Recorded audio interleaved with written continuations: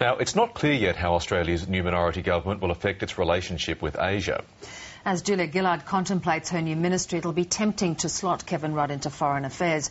Hugh White is a professor of strategic studies at the Australian National University and author of the recent quarterly essay Power Shift, Australia's Future Between Washington and Beijing. He joins us now from Canberra.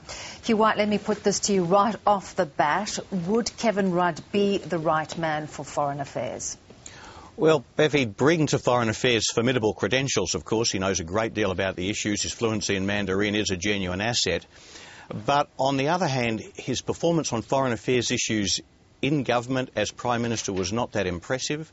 In some ways, I think he damaged relations with some of our most important partners. He failed to engage in some of the most important issues around.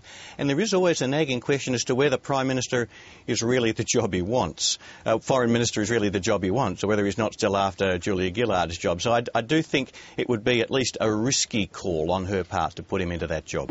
Let's talk a little bit more about, as you say, some of those relationships that he damaged, because he was often seen as a great statesman out on the world stage. What went wrong for him, though, in some of those relationships?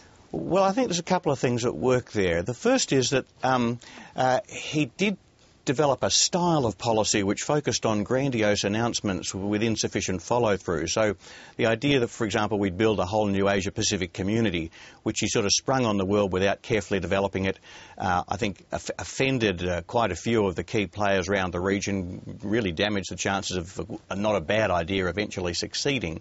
I think that showed a sort of impatience with the proper processes of diplomacy, which I think might be characteristic of his style of government more broadly. But also I think he did have a problem, particularly with China. In a sense, although his fluency in Mandarin is obviously an asset in dealing with China in some ways, I think it might also have turned into a bit of a liability, because he was always so worried, I think, domestically, in appearing to be too close to China.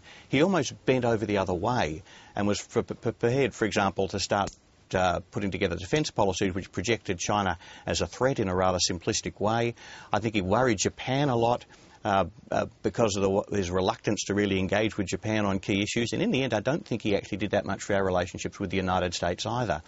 So I don't think so far his track record on these issues in government is very impressive.